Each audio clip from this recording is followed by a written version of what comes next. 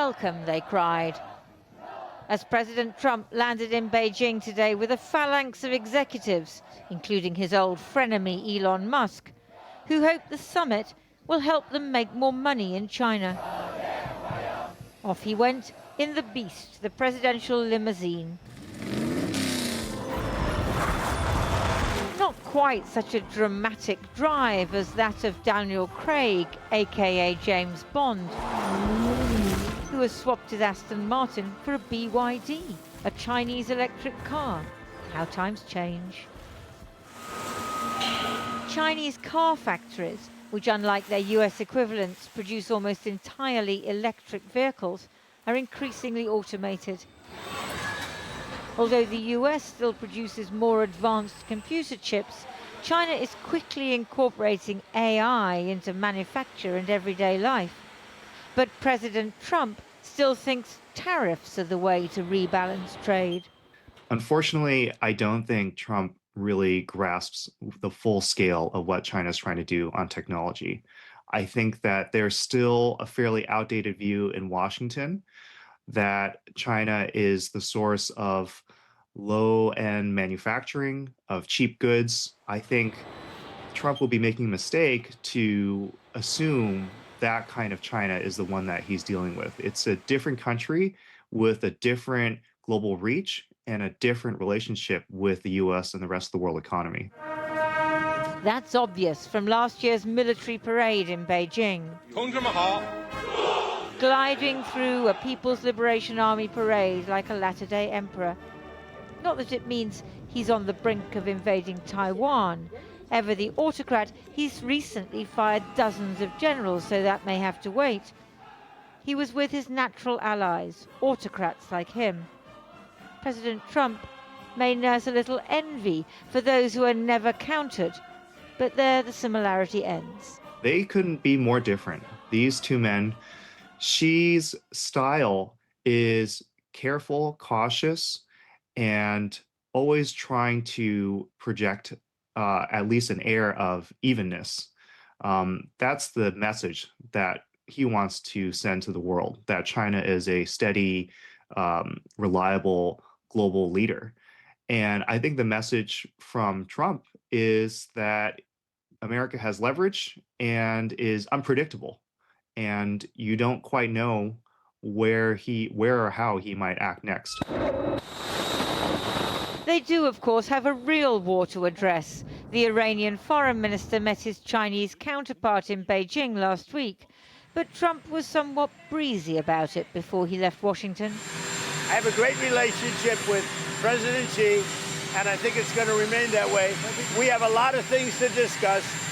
I wouldn't say Iran is one of them, to be honest with you, because we have Iran very much under control.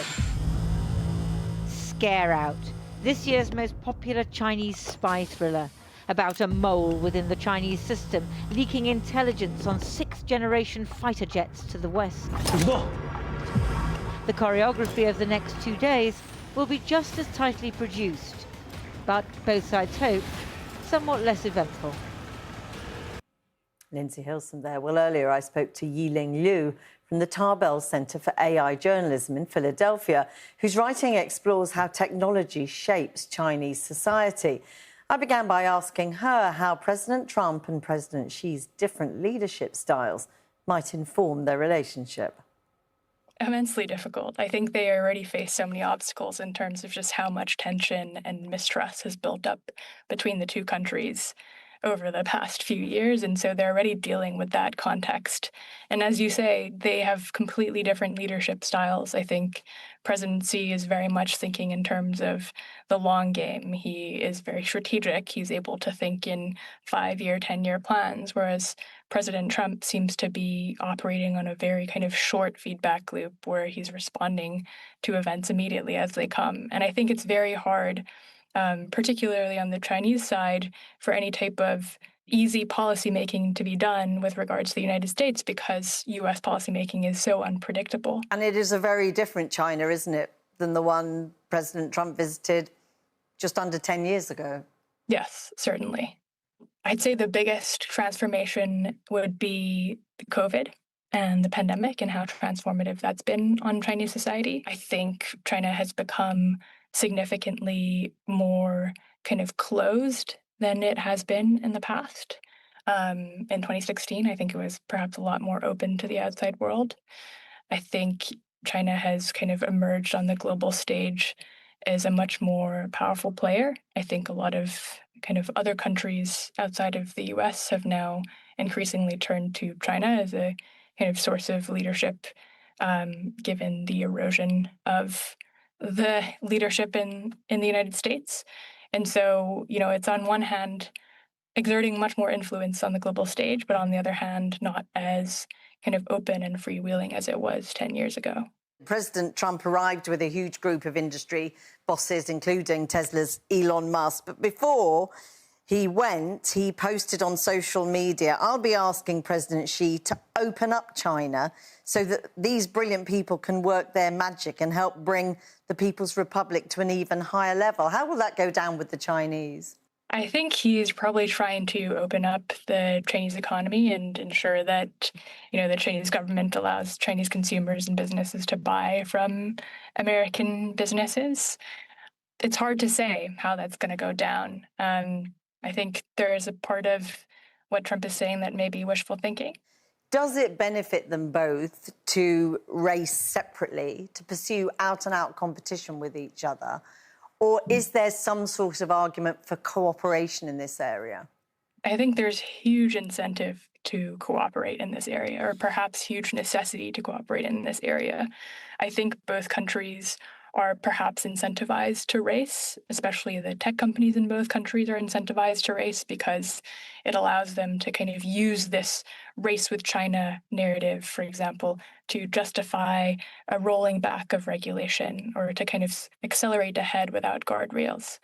But in terms of looking at our common humanity and the safety of all people around the world, there's huge necessity to collaborate.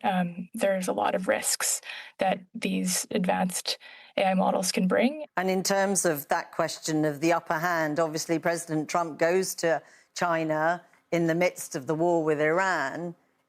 On that issue, he certainly doesn't have the upper hand, does he, at the moment? He is desperate, presumably, for the Strait of Hormuz to reopen. He will be wanting the Chinese to leverage some pressure against the Iranians. I can assume that discussions of Iran will be on the table, and he does seem to want the war to end very quickly, and China will be perhaps a big player in that.